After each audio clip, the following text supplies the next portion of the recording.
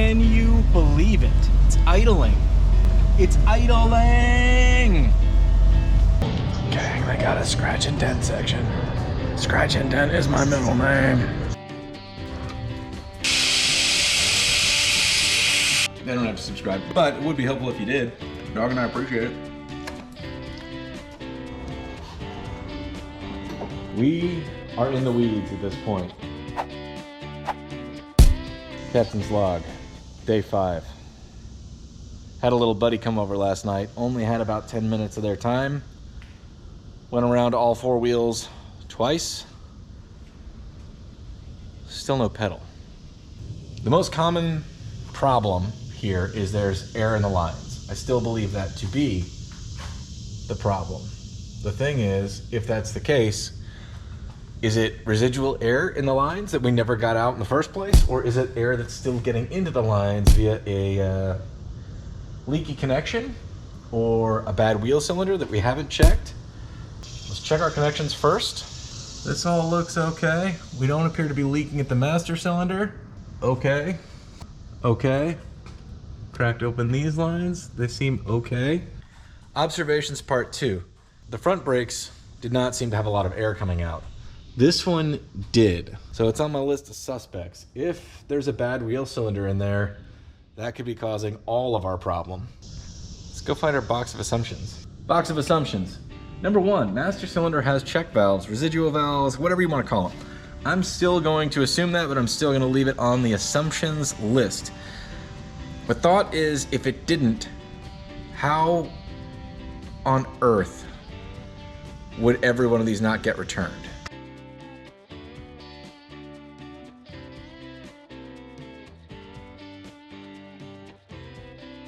Number 2, master cylinder / booster are good together. I think we've confirmed that. We checked the piston throw on the master cylinder, we checked the piston throw on the booster. They seem 1 to 1. We've dialed it in, we've tuned it, we've done washer by washer to get the right spacing. So I think that's okay. Front and rear ports are correct. I feel pretty confident that we have solved that mystery with the shop manual from the 67 Chevelle. Running 3/16 line out of master cylinder to the front is not dumb. I think I'm okay with that too, because ultimately once it's split, it was going to go to 3/16. So we're running out of the master cylinder. We're only 6 inches to a split. It's still an assumption. Now what do we do? Anybody got any ideas?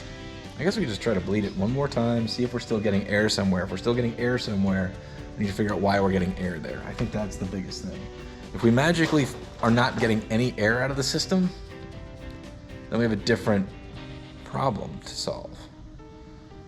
We have a spongy brake pedal for a different reason. That's nothing but air coming out of there. To say that it's not residual air in the system, but I feel like it's coming in from somewhere and I don't know where.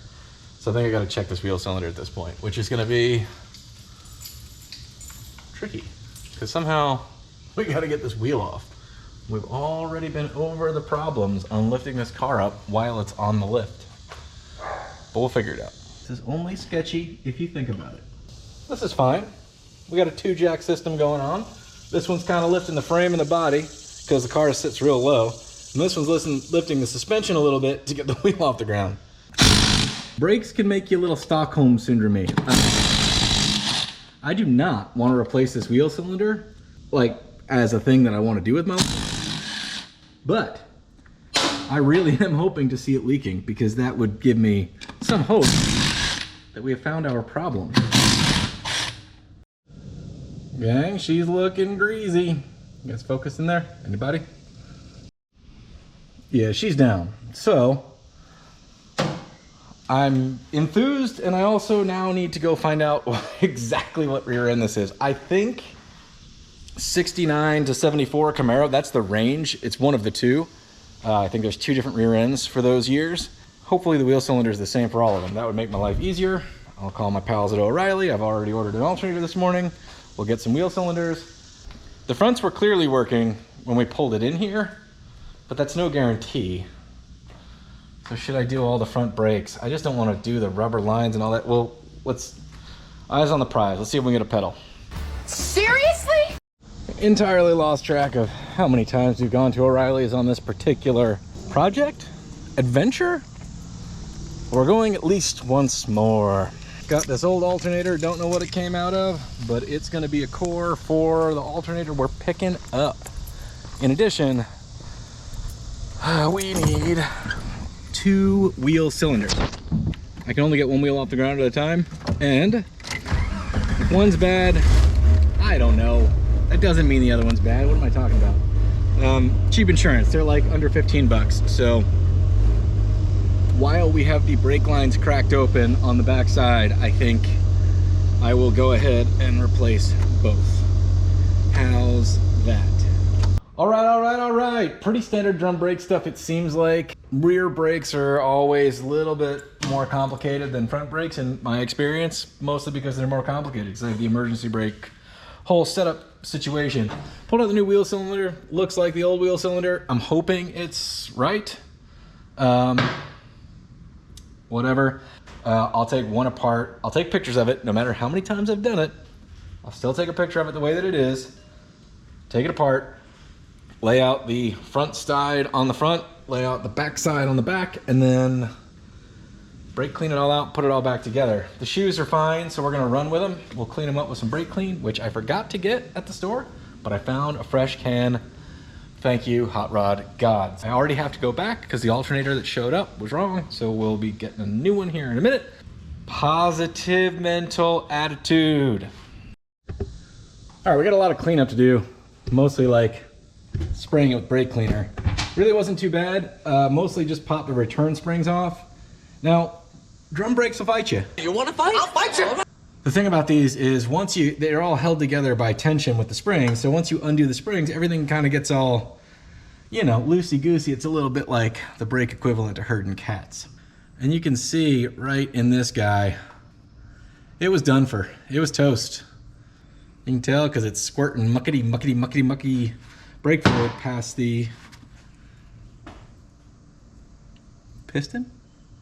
I don't know. It's way too hot to use words right now. I'll probably just devolve into grunting shortly.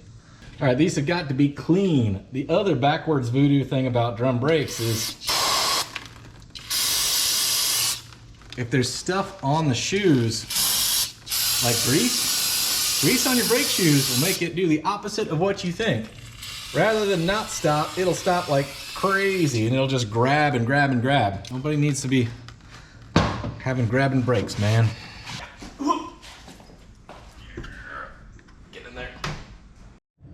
Check it out, homie. She's down. Look at that. No bueno. I can't believe this one's bad. And the only reason I can't believe it's bad is I actually bought 2 wheel cylinders without checking this one. I just said, I probably ought to have it. Usually, it just means this thing ends up on the shelf for 28 years. But today, saved myself a trip to the store.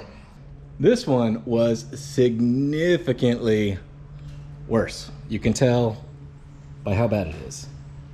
This is, I'm not calling it a surprise, but typically when a wheel cylinder is that bad and you're pumping the brakes that much, usually it starts to run out from the drum and you're like, yeah, bad wheel cylinder. You know, you can usually spot them with the tires on because it runs down that, but yeah, I don't know. Anyway, it wasn't, but you know what that means? We got to do exactly what I don't want to do, but we have absolutely no choice but to do. See what's behind door number 3. Yep, and then door number 4 after that. We're in here, gang. We're gonna be in here. Door number 3. So back in the day, tripping on down memory lane, I didn't know what a cotter pin was called, and I didn't know you could buy them, probably at the hardware store or at the auto parts store. But they weren't in the catalogs. And when I mean catalogs, I mean before the internet. You used to have to get catalogs to get parts for your old car. The whole front end on this was from a company called Cantor Auto Parts. I think they were in New Jersey, because you could not get this stuff at AutoZone or Napa. It was all specialty stuff. Wheel cylinders, everything. Special order and expensive. I think the wheel cylinders were 65, 70 bucks a piece. Forgot to remember that times have changed and looked at O'Reilly's, they're like $24 a piece. How'd we do? We could have done one turn tighter. That's okay. Well, gang, they look good. but they're down. Guess we're calling our new best friends at the auto parts store. Gang, let's take a look at this here wheel cylinder. Leaking out of both sides, that's a big problem. I want to take this time to remind you guys and me, I was kind of joking about door number 3. I honestly, if I'm being honest, I didn't even want to look back there because it was bleeding out seemingly fine. The reality is, with the original single master cylinder, this was enough to completely disable the brake system on the whole car. When that wheel cylinder finally punched out or leaked bad enough, or I ran out of fluid because it was leaking there, no amount of pumping was going to save anything. Basically, all the fluid was going to run out of there. All 4 brakes were on that single reservoir, and we would have just had no brakes. Yes, I have an emergency brake in this. Yes, it's a manual transmission. I can downshift an engine brake and all of that stuff. But in an emergency stop situation, you may not have the time. Even if you go through the mental checklist, which I recommend everybody with an old car, just think about what you should do if you have a brake failure. What can you do? Turn the car off. Stuck throttle is the same kind of deal. Like, figure out how to bring the car to a stop safely with what you have. It's a little bit sobering. It's not only my own life. What if a kid ran out in the middle of the road? You know what I'm saying? This is entirely on us as classic car owners and drivers, especially ones that sit, is to make sure they're maintained if they're going to be on the road, you know? Man, heavy stuff. But we're going to fix it, and it's going to be totally great. And we've upgraded to a dual master cylinder, so if one did explode, well, we'd still have a way to stop the car safely, hopefully. Within 2 hours, our pals over at O'Reilly got us brand new wheel cylinders and brake lines for a 1954 Chevrolet. Don't forget, front drums, wheel cylinders have a brake hose so the wheels can turn. Need a crush washer. It should come with it. In our case, I opened them at the O'Reilly's. Only one had a crush washer with it, so I bought a box of crush washers. You're gonna wanna have these. Unfortunately for us, we've just created 600 other places for the brakes to leak, but given our track record, it's gonna be fine. Most of the time you're gonna find that rear wheel cylinders, it's 2 of the same wheel cylinder and they are reversible. Front wheel cylinders are different. The hose goes toward the back. And the fact that I have this in my hand and the hose goes towards the back, and I'm telling you this right now, it means that I put the wrong one in here. This is fun. All right, here we are, back where we were mere moments ago, but this time, more right this time. Dog's here. Dog said, hey, I knew you were screwing that up. I knew doggone well. Guys, we're coming undone. You kind of got to give it the whole one of those guys right from jump with the brake hoses here, because you got to get that crush washer seated, and once you get this end attached, there's no more rotation for the business end. Where, like I said, most brake line fittings, I get pretty tight and don't go into like full strip mode until it starts leaking, and then you just give it everything you got, and if it comes loose, well, you're getting a new fitting anyway. Now, little feller, if you wouldn't mind just cinching down and not leaking in the near future, that'd be swell. Gang, a brand new cotter pin. Look who is all grown up. Door number 4. Bring it. Very little. What we got going on in here? Anybody home? Look at that. Somebody home. I don't know what flavor you are. Oh, I lost him. Where'd he go? Not really good at identifying brown recluses. Is that one of them? Anybody know? Who wants to give the over-under on if this is toast?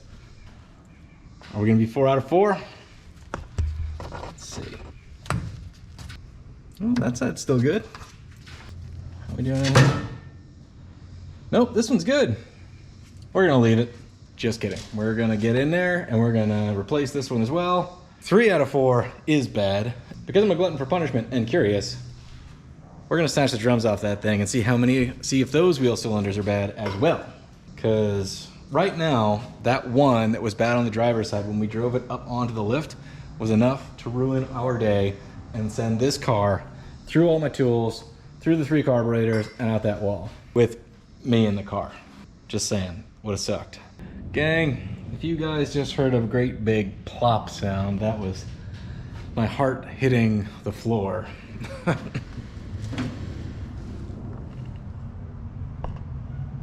Look at that crack. Plenty of lining, plenty of broken lining. So we'll order some. They'll be in the parts store in the morning. We're gonna go ahead and replace this wheel cylinder. Go ahead and replace these lines. And I just can't decide if I have the heart at this point to put it all back together with these shoes on it, just to see how bad we're leaking in all of the new places. That's TBD. I guess I just gotta struggle through this particular wheel cylinder and hose change, and then we'll see if we've got anything left. Gotta be quitting that takeout life, you know? We usually cook around here, but on days where I'm getting my butt whooped for like the 5th night in a row, I'll get lazy. Where the hell were we? Don't have a brake hose. Brake hose, figured it out, go brain. All right, we got our crush washer on there, and don't you forget it, because that'll ruin your day. Kind of like putting the left wheel cylinder on the right and the right on the left. No, this would be worse, I think. Yeah, because you wonder why the hell it was leaking so bad. And to take this off and get this on, you still got to take that line loose, the one in the dark. It's all right. You can be intimate with it. It's like you're whispering right into its little brake ear. You're saying, hey, I just got this little hose. No, we're not gonna. Not gonna lie, gang, this one gave me a lot more grief. I guess it thought I was being fresh and did not like my advances. Can you guys hear that?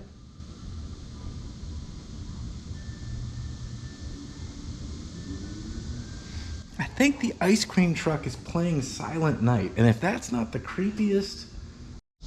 Now keep your eyes out, fellas, but ignore the drips coming from the master cylinder, because the lid's just sitting on there.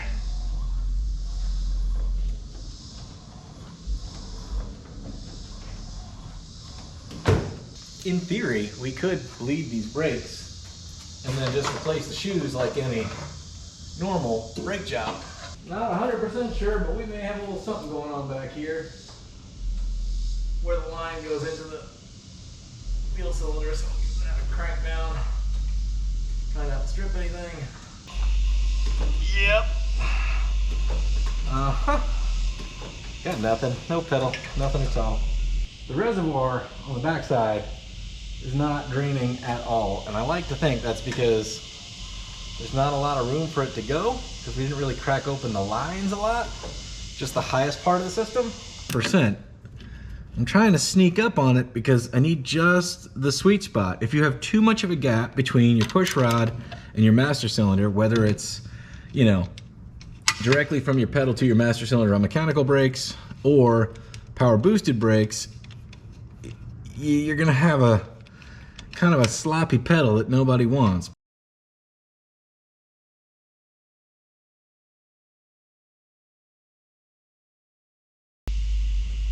Not getting anything out of that. Gang, it is after 10 o'clock at night. That makes this roughly, debatably, a 14-hour day so far. We still don't have brakes. I do seemingly have pressure to all 4 wheels to a degree, but not enough of a degree to make a pedal. One-man brake bleeding is a very difficult job with the pump method and the bungee cord. I smell like a full-blown barnyard animal, and I feel like I'm about ready to cry. And there's no crying in hot rods, unless somebody offers you some kind of time-traveling trip to go party with Ed Roth all day. I'd probably cry if that happened. Maybe you'd make me one of those t-shirts, you know? Like a monster fixing brakes. Best thing to do in these situations is say, we're gonna give it hell tomorrow. Because I don't know what else to do. All right, we'll see you then with more positive mental attitude. I can't even say it with a straight face anymore. Oh, all right, gang. See you tomorrow. Stay tuned for more.